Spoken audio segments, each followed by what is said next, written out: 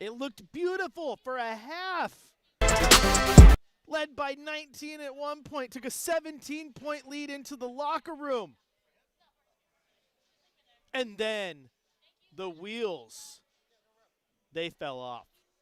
You ever watch a movie where a guy parks his car outside of business, goes into the business, comes back, cars on cinder blocks, all the tires are missing, all the parts are taken away? That's how this one was.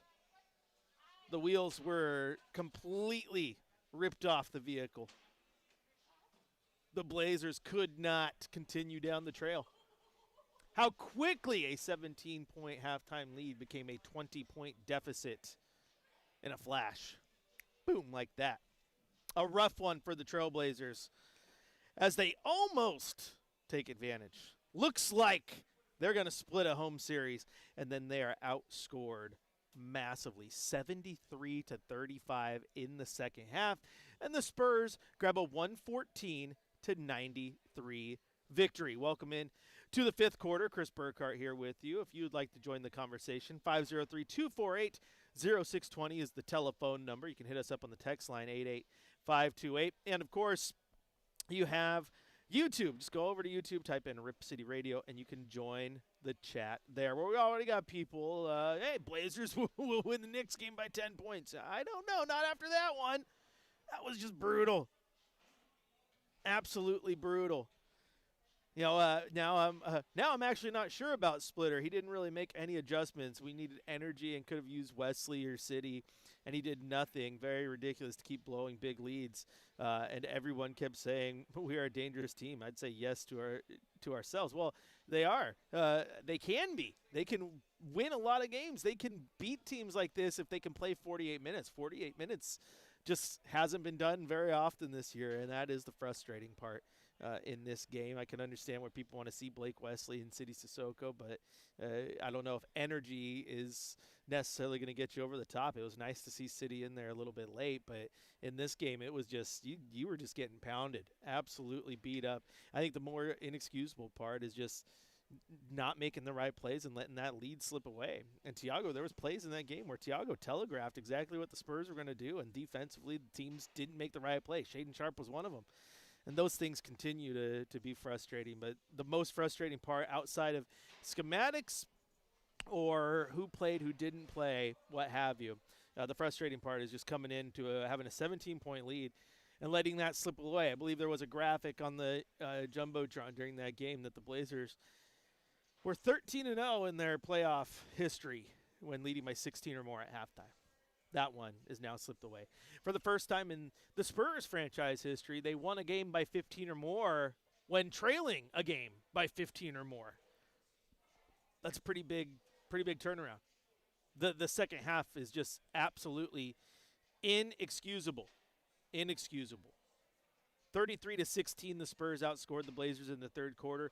40-19, the Blazers outscored the Spurs outscored the Blazers in the fourth. Absolutely brutal. Let's take a look at this. Let's break it down. It's time for the Rip City recap.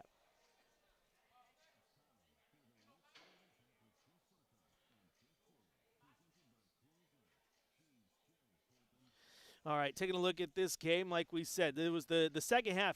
And the teams entered the fourth quarter. Like, that's where you can be frustrated, too. They entered the fourth quarter. It is tied 74-74.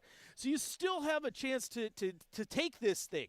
You just got to right the ship right now. You got 12 minutes. Whoever wins those 12 minutes wins the game. And the Spurs did not win those 12 minutes. The Spurs owned those 12 minutes. The Spurs dominated those 12 minutes. They outscored the Blazers 40-19 in the fourth quarter en route to that 114-93 victory. Points in the paint, 52-38 in favor of San Antonio. Second chance points, neither team had a ton. It was 13-11 in favor of Portland. Fast break points, Portland had 17 of them to just 3 from San Antonio. But the turnovers, Portland had 18 and San Antonio had just 13 points off turnovers. San Antonio had 29. Portland had 18. Individually, Devin Vassell had 11 points, 8 points from Julian Champagnie, 27 points, 11 rebounds, and 7 blocked shots from Victor Wembanyama. De'Aaron Fox had 28 points. Stephon Castle had 16 16. No other Spurs were in double figures. They were led off the bench by Keldon Johnson, who had 9. On the Trailblazers side, Denny Avdia, 26 points, 7 boards, 3 assists. 8 points for Tumani Kamara, 5 points from Donovan Clingan. Their offense continues to be non-existent. Drew Holiday, 20 points. Scoot Henderson paying homage to Damian Lillard by putting up the letter O in the score column. He was 0 of 7 from the floor, 0 of 3 from beyond the arc.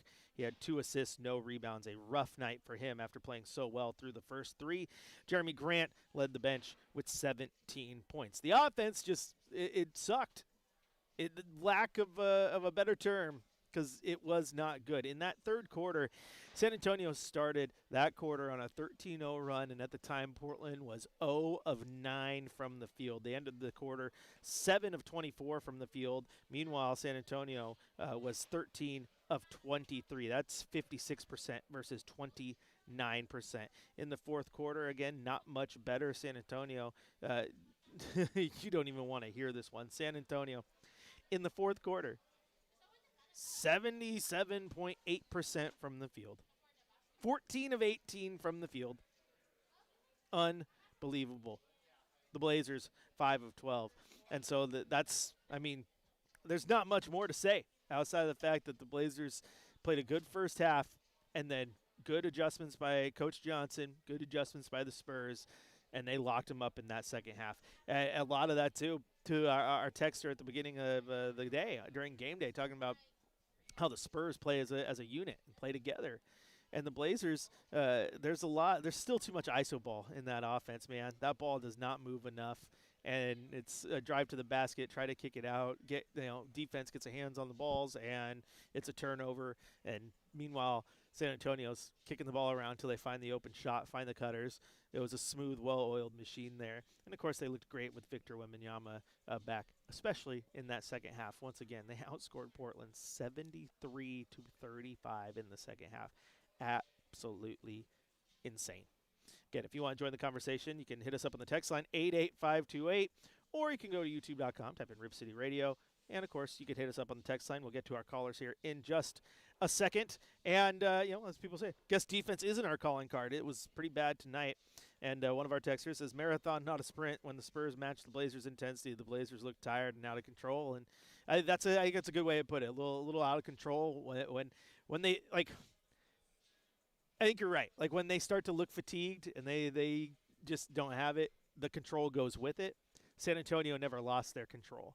I think San Antonio was down by 19 points at one point in this game and didn't waver, and they eventually took control. You got that play by Stephon Castle where he and Denny got into it. It's like, Castle, put the ball in his chest, and then Denny shoved him back. But I think that's part of the mental chess match that they have to play, and the Spurs were winning it at that moment. They were doing all the little things to get through this. And then another texter, Traden Sharp should be a priority this summer. He doesn't care about winning. Well, I don't know that. I don't know what he does and doesn't care about. I do know in this game some defensive struggles definitely led to him playing limited minutes, which is the catch-22. Like, okay, we need him on the court because we need someone to score, but we can't have him on the court all the time because he's making defensive mistakes. There was that play where you see Thiago tell them that they're going to set that screen for Victor Wembanyama to roll around it and get to the rim, and Shaedon lets the screen get set, doesn't chase him around the pick, and Victor Wembanyama gets a clean lane for takeoff and jams it home. Thiago instantly calls a timeout. Like, he was pissed, and he should have been. He was telling them at times what to do, and those guys weren't getting done. Now, I want to be clear. I've said this to you all for a very long time during this run. This was a fringe play-in team that people thought wouldn't even be a play-in team. A lot of people didn't think they would get through the play-in, let alone get to the playoff, and they got a win in the playoffs. House money. But at some point, man, I want fight too. Like, you can play, like, you give me house money, that doesn't mean I'm going to go through the motions on the poker table. I'm going to play like it's my own bank account, and we're going to have some fun because I'm not going through the motions. Second half, I think there was a little bit going through the motions. Starting 0 of 9 from the field, absolutely brutal. YouTube, the chat's popping off. I'll do my best to catch up with you over there as well. I assure you, There's a lot going on, but we're also going to head out to the phone lines where Glenn in Portland has been waiting very patiently. Glenn, welcome into the fifth quarter. The floor is yours. Hey, it's the same they did on the first game, though, man. You had that halftime lead, and then they blow it out or whatever. I don't know what the problem is, but it's pretty, it's poised. It's part of it. We're lucky to get there, like you said. You had some great points. The Spurs shot the hell out of it. I didn't know what 80% shooting in the fourth quarter. That's ridiculous, man. But, Yeah. The Spurs aren't the '96 Bulls either. I mean, they're a good team, but I don't think they're a great team. Maybe I'm wrong. Maybe they're going to win the championship. I don't know. It's kind of hard to stop the guy, whatever you want to call him, a freak, as far as I'm concerned. Somebody that tall that can handle the ball. I'm just jealous, I think, is what it is. He's damn good.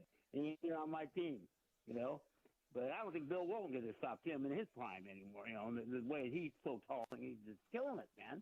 But we can't. How do you get the lead? I know we can play with them, but then they just, like you say, Sharp doesn't guard him. I remember that one play. He just drove down the middle like Broadway Street. Nobody was even there, Wembley, when he missed that screen you were talking about. Yeah. Sharp, he can go out and score 20 points a game, but he gives up 30 on the guy that's guarding him, then you're losing, Well, I look at it, like when you're on the playground, I always kind of try to play some good defense. If the guy scores more than me, I'm going to lose this one-on-one game, obviously. But anyhow, I just got to get this off my chest. I'm frustrated. He's doing a great job.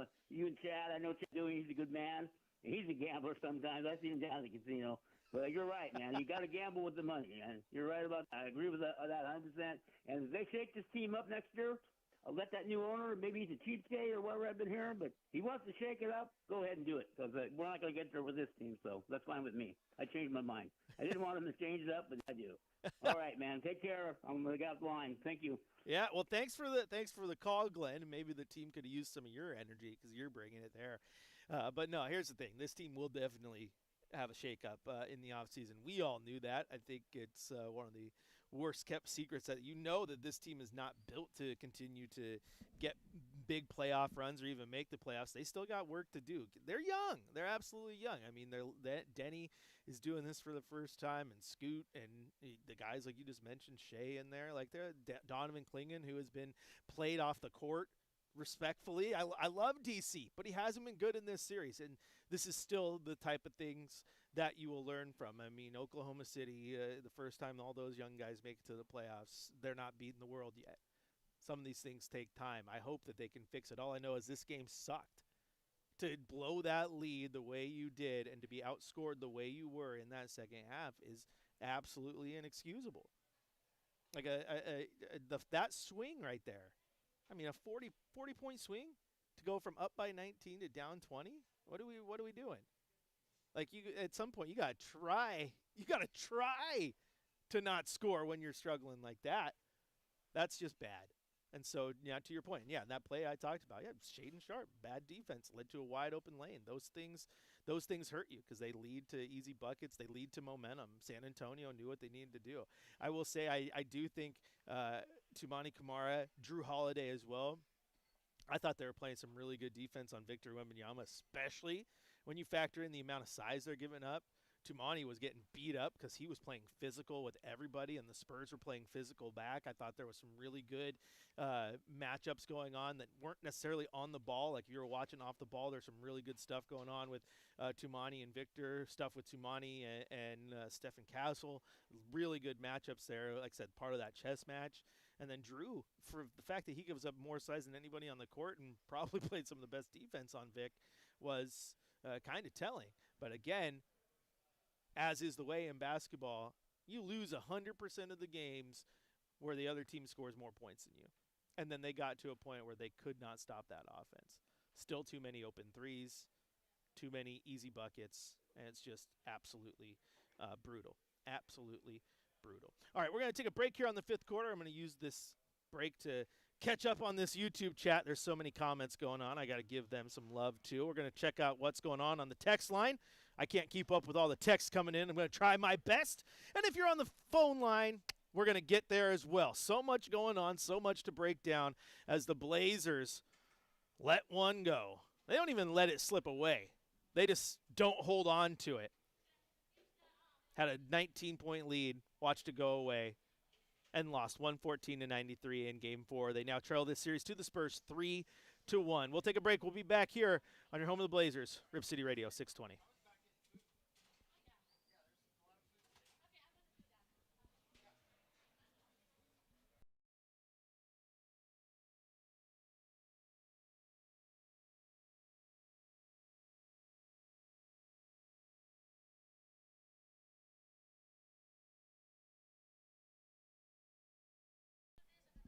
All right. Let's try to catch up on some of these YouTube chats since you guys have been firing off over here. Use this break to catch up. The Orb just starts the chat. Pathetic. It was. See, that's what sucks about games like this. Like, I'd rather be in the game the entire time and then lose it than have that big lead and just feel that high. Like, yeah, let's go. And then just the gut punch where all the wind goes out of your lungs and you're just sitting there going, and the game ends and you're just, got the wind knocked out of him. That one hurts. That one hurts. Bruce says, hi, Chris. So I'm done. I'm not watching the game Tuesday in the States one day. Oh, okay, you're out in the Philippines. Now you should watch it. Still watch it because it might be the final one of the year. Like I said, house money, man. House money. So it's hard to be super, super upset. But you got to watch games like this and understand that, oh, my gosh, you got to play 48 minutes. You have 4 quarters for a reason. Man. You ever watch a good boxing match and a guy comes out in the first round, absolutely dominates, and then he lays off. He's like, I got this. Next thing you know, he gets, bam, done, lights out. You got to always go for it. It's knockout all the time. Don't change the game sometimes. That one's just brutal, man. Hopefully you can still watch a game because, like I said, might be the last one. 0 points Henderson. That hurts. They can't get past the third quarter curse, Sue.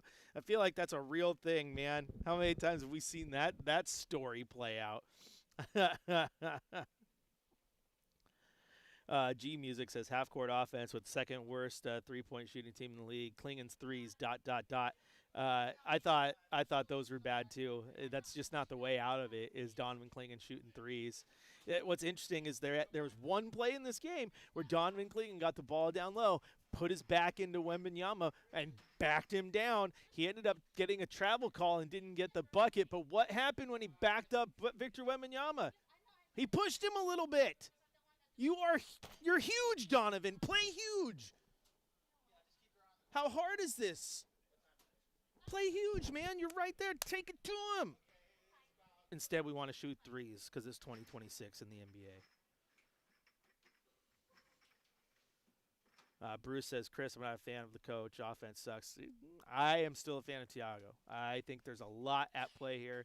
I would still like to see what he would look like with his own coaching staff, but that's me. I understand there's people who are getting frustrated with it, but this has been a while. Imagine, let's just think about that for a second. That'd be so weird.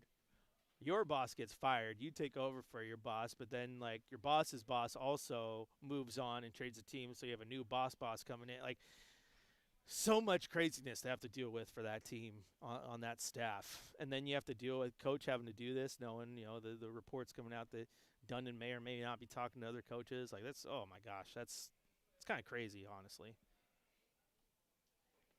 Bazinski, Blazers win next game by 10 points. Remember that, because if they do, we're going to find you, and then we're going to find where you time traveled from.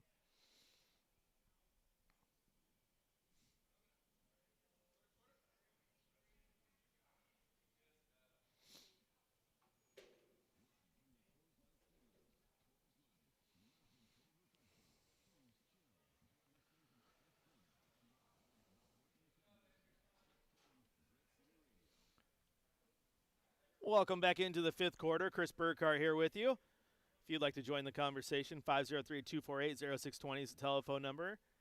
You can hit us up in the text line, 88528. And, of course, you can go to youtube.com, type in Rip City Radio.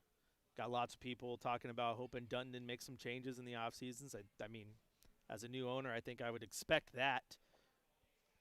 And the Blazers, another one. Blazers seem to mostly have guys that either play offense or play defense, but only a couple that do both. And that comment right there is is spot on with how the roster's currently built. Because they have some guys who are really good on the offense and leave holes on defense, and then they have guys who do the complete opposite of that. And these teams that are really good right now, the San Antonios and the Oklahoma Cities, they have guys who can do both. That's where I would hope Tumani Kamara can get back to that point where that offense is reliable. It hasn't been in the playoffs, but it was in the regular season. When he does that, I mean, he's a good two-way guy. Two-way players are crucial in this league.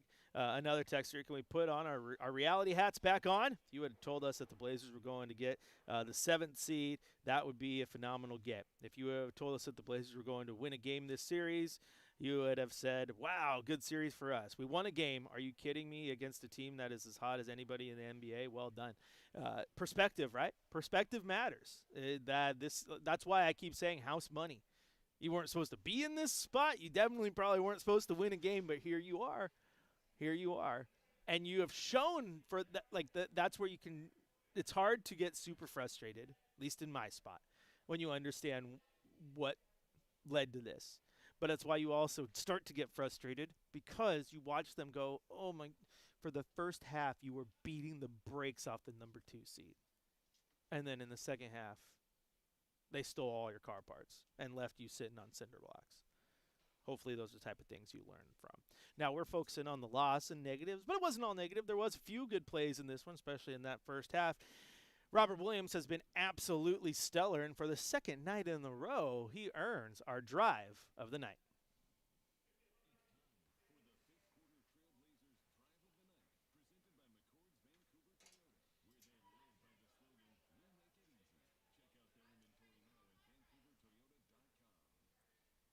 Avdia with some speed, attacks, lobs to Williams, jams it home!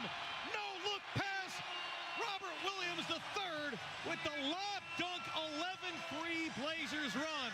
He's not Rob Williams, he's Lob Williams.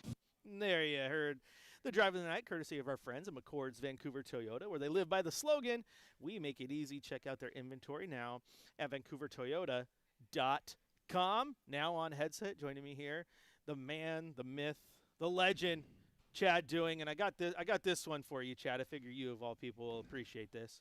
I know. That's inexcusable. Inexcusable. Playoffs? Don't talk about it. Playoffs? You kidding me? Playoffs? I just hope we can win a game. Another game. That's about how I feel right now. Like, I just hope we can win a game. Jim Moore is always a great person to lift your spirits after a rough loss like that.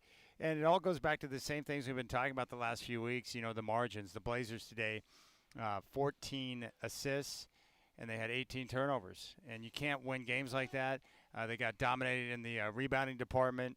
I thought the Spurs in that second half did a better job in terms of controlling the second chance points. And, they went on that big run, 13 straight to open up the third, 23-4 overall. And before you know it, they're up by 2 with 4 minutes to go in the quarter.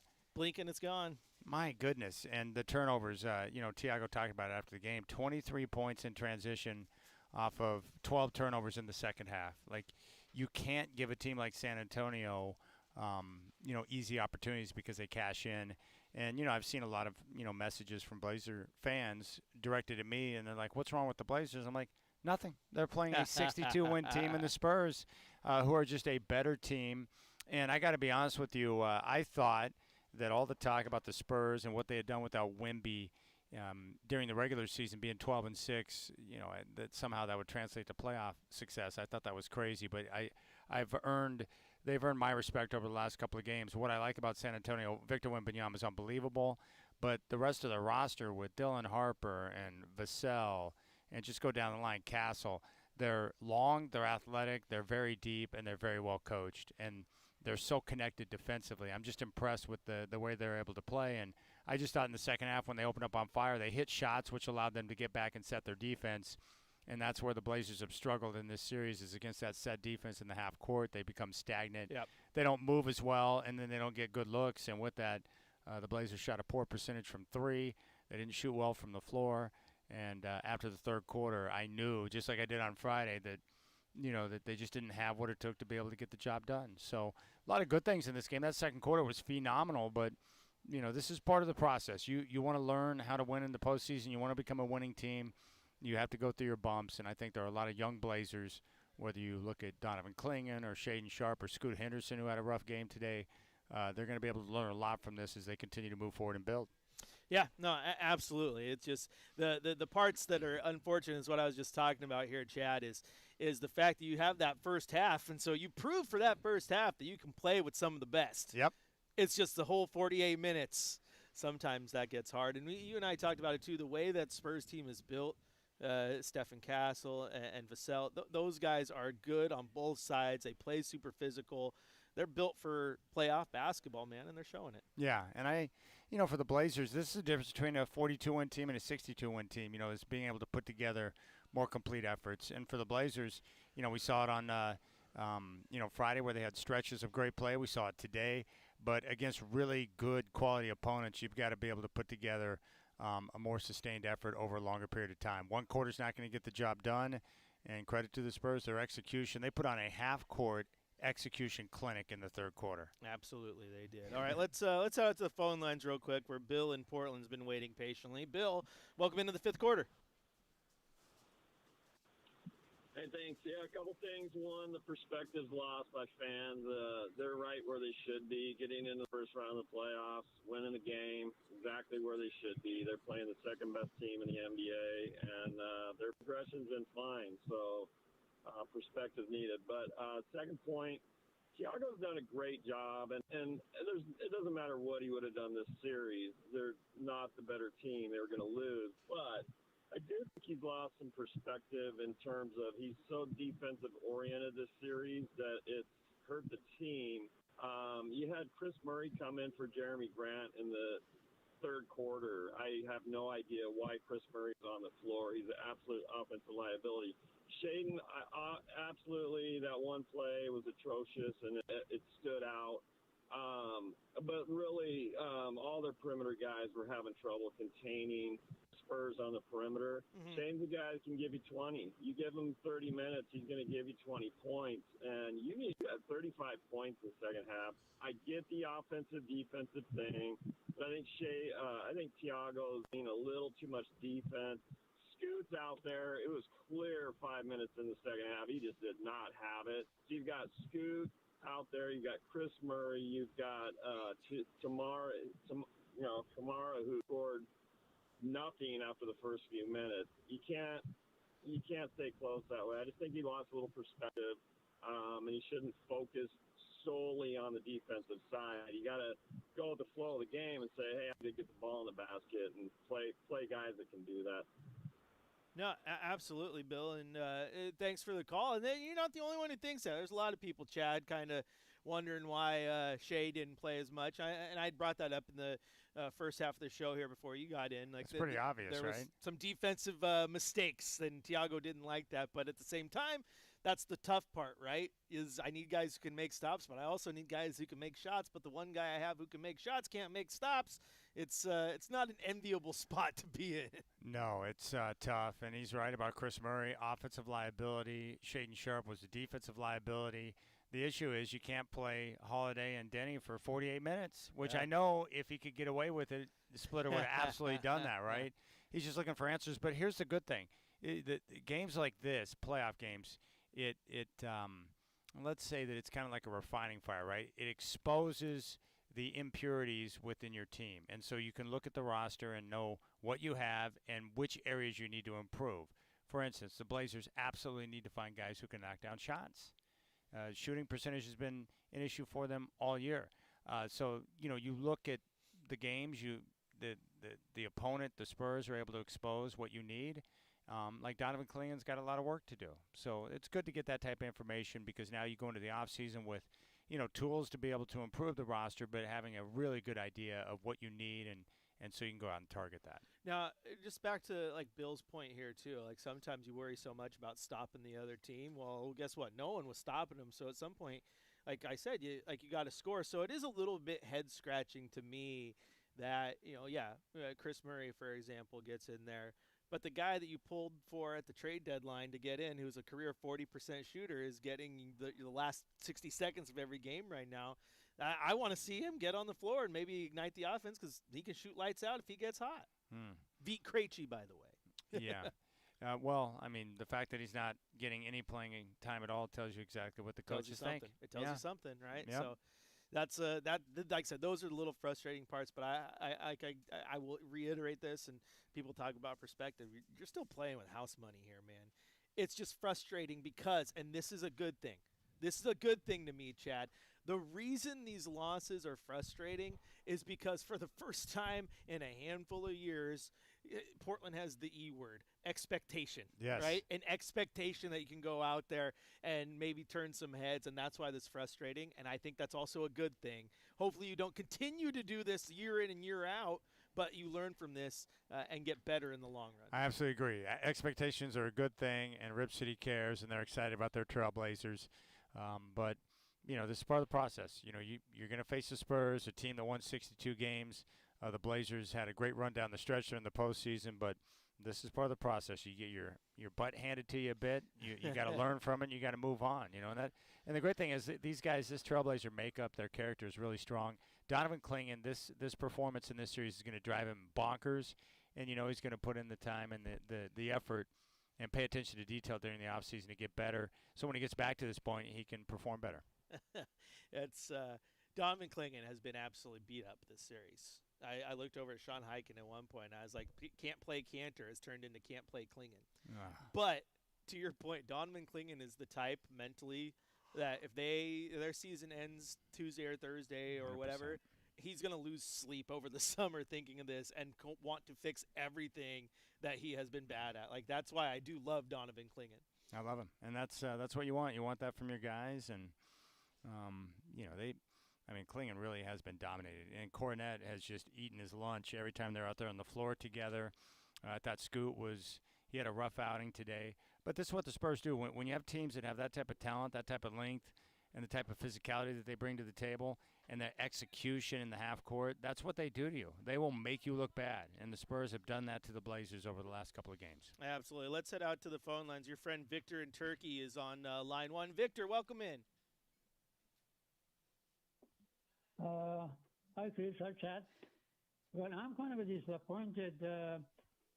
Probably that's one of my last calls, bothering your channels because I know that the Spurs are a better team, but there is a way to beat this kind of teams. But the price for it is kind of maybe $5 million, paying to the NBA. Channels or something like that. The way to beat this kind of a team, the better team, is the way that if you look at the last game, the Denver, 2 seconds left to the game, Jokic, the guy, the Timberwolves guy, the nasty guy, he went and scored the basket. 2 seconds left at the end of the game. The Jokic went there right after that and start fighting with him. That's not the Jokic is the best player in the world, but he's sending a message to the other guys that we are not gonna, there are 3-1, like Portland, but he's sending a message to other guys. We are not gonna quit. Now the Blazers, they had physical players like Jerome Kersey and J.J. Hickson. They are the old players, but I haven't seen any new, top guys that do a physical game. And the Blazers, they've been famous being a finance team. They've been very famous in the world being a finance team. They are not gonna, beat the team like a Spurs or other teams. So the way to do it, the best way to do it, if these 2 games, especially in Portland, if they made some altercation, like, the 3 minutes left to the game, the Avia and the other guy, there's a little bit of push and pop, pushing. That was a little thing. It wasn't like a real altercation. But if the Blazers, they use their bench player to make some altercation, really tough altercation, especially in Portland, not in the Spurs, because they have the fans in the altercation. They made a little bit of push and pop. Then the Blazers, they would win this game, and I bet my money, I bet my life on it. They would win these 2 games. But if they want to lose, they can lose. They are a France team. all this, media, discussion is for nothing. There is a way to play the game. If you want to play the politics and say, yeah, they are a bad team, they are a good team. No, Blair, they're okay team. But there is a way to beat the better team. And that's through the, some arguments, some even getting the $5 million, penalty by the referee. Who cares? They have billions of dollars. It's about the money. Then, yeah, we can lose all the time.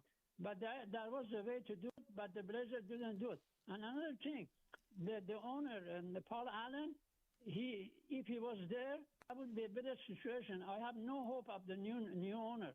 So I'm going to quit and play. Oh, no. Well, Victor, I miss Paul Allen, too. We all miss Paul Allen. But you ever see Jay and Silent Bob Strike Back? That's the Tracy Morgan's character when Jay starts talking to him and he goes, I don't know what the heck you just said, little man, but you reached out and you touched my heart. But that was Victor right there. Now, the whole Tom Dundon thing, man, like I want to see his summer play out and see what his true vision is. No one knows what that is. Was it Dundon that cut off Victor in Turkey? No, it was 100% me hitting hold by accident. I swear it was not on purpose. Okay. Sorry, Victor. Like it's just this computer is very, very finicky. Like you barely touch it and put someone on air. It's bad. It wasn't on purpose. Well, he's not wrong. The officiating is brutal. Yes, it's been awful in the postseason. It is. No, Victor has good points with being a finesse team versus being a physical team and what were the Blazers doing in the first half? They were taking it to the Spurs, attacking them in the chest. They were being very physical. What I brought up earlier, Chad, was like when Victor says do those things, be aggressive, get your fine for yelling at the ref because then that's all part of the mental chess, right? But there was a spot early in the first half where Donovan Clingan gets the ball down low with Victor Wembanyama on him. What does he do? Puts the ball on the floor, backs him down, and Victor Wembanyama moves. Yes. He moves. Easily, actually. And Donovan Clingan puts the ball up, gets the basket, but gets called for a travel, and then he didn't go back to the paint one more time. I love it, too, because when he turned to the basket, he dropped his elbow into Wembanyama. And then he did a too small after getting called for the travel. Yep. But it's like those were the things like, oh, it's right there. Do it, man. Do it. Yeah. Yeah, and those are things that he's got to work on. I did like that physicality they play with in the second quarter. But, again, when the Spurs were able to make shots in the third quarter and set their defense, they just put on a clinic, and the Blazers went stagnant. And as we've seen in games 3 and 4, when they go stagnant and don't move, that's usually going to result in poor shot quality. Yeah, one of our texters too, J.J. Hickson. Forgot all about that, dude. I didn't expect a J.J. Hickson drop on the show. Double machine. He was pretty good. He was fun to watch. A classic overachiever. Absolutely. All right, let's head out to Bijan in Beaverton. Bijan, welcome in. Hi, how are you? Hey, Bijan. It was great to meet you on Friday. It was great to see you on Friday, buddy. Oh, same. It was great. The energy, the atmosphere, the weather, it was awesome. But sad to see them lose, but, hopefully they bounce back. I know. The best time of my night on Friday was seeing you and your mom in the Rose Quarter, and then after that, it's like it was just a bad memory because of the game. Right. I know. It was like a blur kind of after. Yeah, very much so. It was really great seeing you, and I'm hopeful they bounce back because I know they're capable if they really try and are confident. And so the points that I wanted to make, first of all, is that this, when they say history repeats itself, it's really true because if you look at this series, it's reminiscent of the 2000 series where the Blazers and Lakers were playing in I know it was the Western Conference Finals, but they were tied 1-1 after 2 games. They come to Portland and they dropped 2 games to the Lakers in a heartbreaking way. Like, I think they lost by 2 points in the game 3 in 2000. And another coincidence is that, Ron Harper's son, he also plays on the Spurs, and his dad was also on that team. So there's a lot of coincidences there.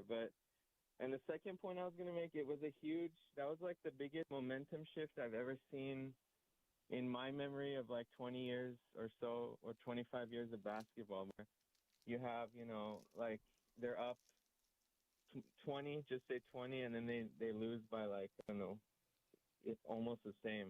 So it's really, these are 2 points I was going to make. Hey, appreciate it, Bijan. Thank you for the time, buddy. The two series I recall, the 2000 Western Conference Finals, they were down 3-1 in that series, came back to even it up and forced a Game 7. And I think it was 2003, the series against Dallas, where they got down 3-0. Mm-hmm.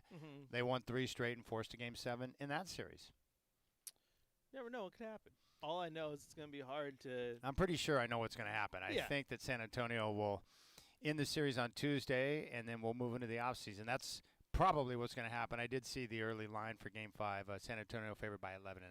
Hey, I've been saying this whole time, Chad. San Antonio is a good team, and I want to take nothing away from them in the fact that I don't want to make this sound completely like the Blazers just pooed the bed and dropped this game. Like San Antonio, to make that comeback, man, that took effort, and they stick it to them, man. That's a good team. Quickly, too. Like I was concerned when they scored the first 8, and we got the quick timeout there in the third. I was worried. And you saw Donovan Clingan react. He kind of slammed the basketball down, and it was like he knew. I mean, you couldn't ask for a worse start to a quarter than what they got in the third quarter tonight or today. Absolutely. It was pretty bad. But you know what? You never know. You could still come back. You know why, Chad?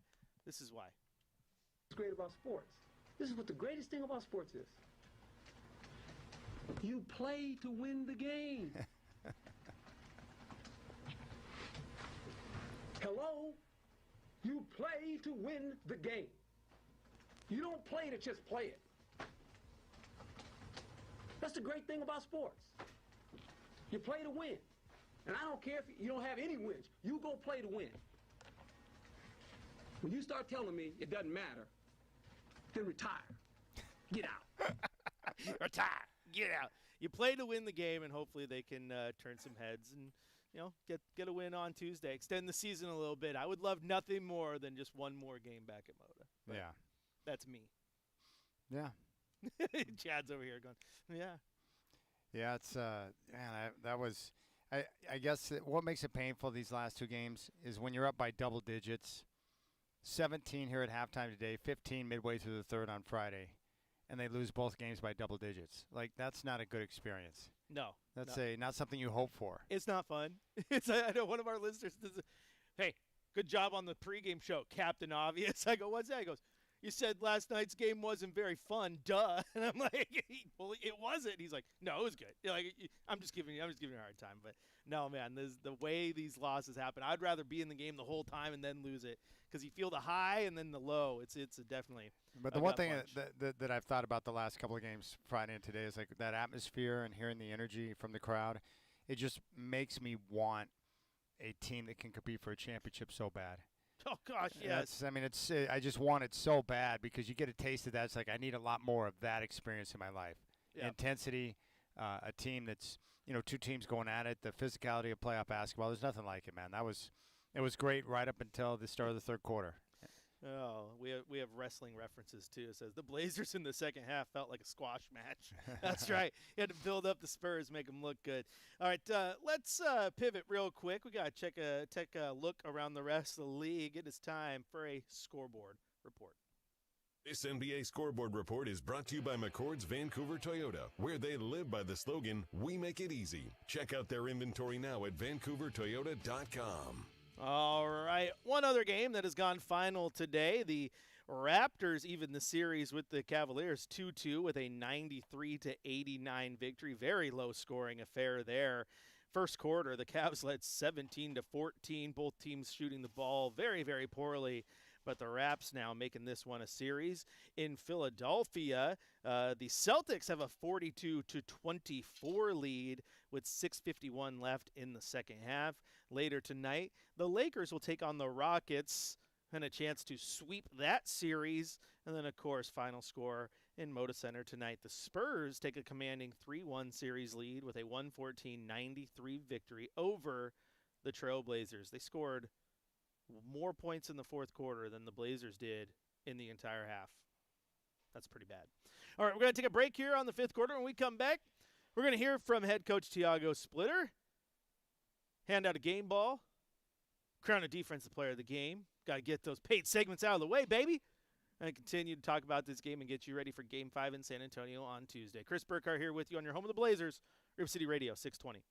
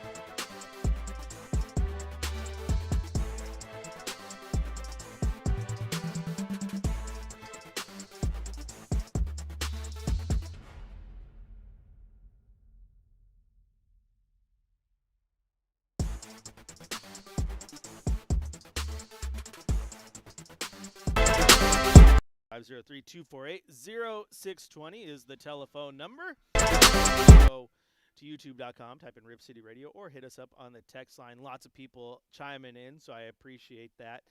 Absolutely. And I do like the reference to the second half being a squash match. That is definitely what it felt like. And we're going to head out to the phone lines here real quick before we hear from Coach to Mike in Lake Oswego, who has been waiting patiently. Mike, welcome into the fifth quarter. Hey, guys. Basically, the Blazers are just not ready for this stage. It's like this team, the playoffs are a bigger stage than what this team is capable of. It was clear in the third quarter when the meltdown happened that they got scared. And you're not going to win basketball games when Klingon doesn't show up, Scoot doesn't show up, Agdia is struggling to try to score points. Kamara in the second half was struggling. Even Drew was struggling in the second half. It's just like they just did not. I think what Chad just nailed it. When Klingon bounced that ball at before a timeout, he knew it was over, and the team had absolutely no confidence. And the thing is, this team doesn't shoot. It's the biggest bugaboo with this team all season long. This is not a surprise. In big game moments, your big players come to shoot, and we don't have any. And that's our problem. No, we kind of knew that. Just to be honest, like, you knew that you need shooters. You don't have them. You knew that this was going to be a tough series. And it's not necessarily that, like, the moment is just too big. It's just this team still has holes, man. They earned the playoff spot. They did that. But at the same time, we understood that you're playing a really flipping good Spurs team. It's why I'm trying my best not to get mad at this game or too upset. The way this game played out absolutely sucks. But in the end, there's still reason that you're here, and you earn this spot, and you're going to play the best you can. And sometimes you're the windshield, sometimes you're the bug, as the old saying goes. All right, let's take a break from my talking for a second. Let's hear from head coach Tiago Splitter. It's time to head to the Coach's Corner. It's time for the Coach's Corner with Tiago Splitter on Fifth Quarter, presented by Coors Light. Choose chill, Portland. All right, let's head down to that press room here, what Tiago Splitter had to say. What's frustrating about this loss? I think the guys fought hard. Second half, I thought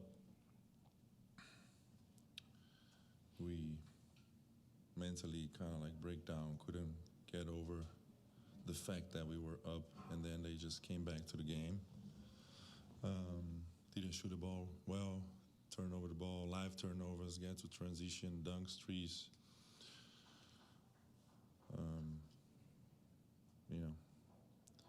Still alive, of course, but we got to go there, watch film. What can we do better, especially those Wembanyama minutes was unbelievable, the way he guarded the rim, and we couldn't get anything at the rim. We didn't make threes. Try to find solutions for that.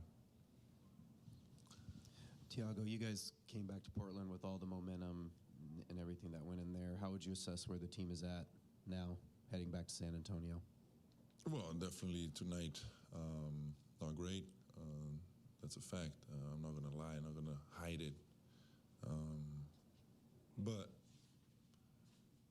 this young group of guys are going to understand that we've been in situations like this before throughout the season. Of course, now is the playoffs. But we've been in situations where we got to win every game that we have in front of us. And we're going to fight one by one. It's going to change. This group is a special group. They're going to keep fighting to the end. A lot has been made about the the physicality after each of these games, but how much of a difference has the three-point shooting made in this series? Well, it's a great question. You always got to, doesn't matter if you're physical or not, you got to make shots, right? We made the first half. I think we were 7 for 16 or something like this. And then the second half, we was 3 for 15. So that's a big change there. Got to make shots to win basketball games, especially when they have, Wemby down the rim. You gotta try to take him out of the rim. So it's a big factor. Tiago, going into a do-or-die situation on Tuesday, are you going to be considering at all any kind of changes to the lineup or anything like that as you prepare? Yeah, we're going to see all the options, what does look better, what's not. Yes. And there you hear from head coach Thiago Splitter, that last comment, Sean Hyken asking about if there's going to be any changes to the lineup being considered going into a do-or-die situation. And, he said, yes, they're going to look at everything. And realistically, you might want to consider moving Robert Williams into the starting lineup because he's outplayed Donovan Clingan in this series. I know, he hasn't played back-to-backs this year, and you got to watch his minutes, make sure he's healthy. But it's win or go home for the Blazers, and they need to put everything on the table. And maybe that means messing with that lineup a little bit, getting the guys in there that can get it done. And I have been a Donovan Clingan defender. A Donovan Klinger should be the name of his fan base. But I've defended him, and I still think he's going to be fine, guys. We're talking year one as a starter, still going through those ropes, but he has definitely been exposed here in this playoff series. Got to get better. All right, we do have a couple awards to hand out here on the fifth quarter. First and foremost, it's time for our defensive player of the game.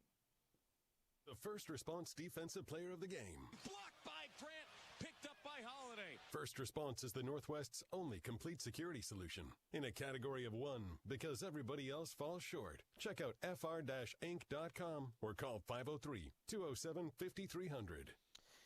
Two defenders here. First off, on the Blazers side, I found it interesting that the guy who's probably playing the best defense on Victor Wembanyama this game was Drew Holiday. Despite giving up all that size, played very, very good on him. Toumani Camara got in there as well. Had to get physical with him. I did like how the Blazers forced him to move around a little bit. Were really playing in his chest, got physical with him. He's just so darn good. Speaking of which, he gets the defensive player of the game nod overall. 7 block shots, was affecting everything that the Blazers threw at the rim and makes it so hard to score. He's an absolute freak in the best way possible. So good. I'm actually glad he did play tonight because it's a rare chance this year for us to actually see him. He was dodging Denny and the Blazers for way too long. But it was nice to see him out there just as a basketball junkie and a basketball head. But boy, howdy, he makes everything hard for the teams who have to play against him. That's not the only award we got to give out, though. We do have to give out a game ball. Who is the MVP tonight for the Trailblazers? It's time for Game Balls on Fifth Quarter, live from the Coors Light Studios. Coors Light, choose chill. All right, MVP for your Portland Trailblazers in this one. Is there one? Can you give it to anybody? Nah, Denny played well, 26 points. He got the rebounds, he got the assists. He did foul out, but he was trying his best, and he was playing kind of like normal Denny, downhill, getting to the rim. Liked that from him. But when no one else is hitting shots and it's absolutely struggling from then on out, what are you going to do? Scoot Henderson, 0 for 7 from the floor. Donovan Clingan, 2 for 10. Toumani Camara, 3 for 8. So not a ton of guys out there just shooting lights out. And Denny played well. Then for the Spurs, obviously you got to give it to Victor Wembanyama, a near triple-double with blocked shots. 27 points, 11 rebounds, and 7 blocked shots. As the Blazers drop one, it was a winnable one. They led by 19, took a 17-point lead to the halftime locker room, and let it all slip away in the second half where they were outscored 73-35. Holy smokes! As I mentioned earlier, the Spurs scored more points in the fourth quarter alone than the Blazers did in the second half. Not a recipe for victory at all. One more chance at least to try to get back to it, though, and that will be on Tuesday. Tip-off at 8:30 San Antonio time, meaning 6:30 here, meaning I will have Blazers game day for you at 4:30. That's going to do it for the fifth quarter tonight.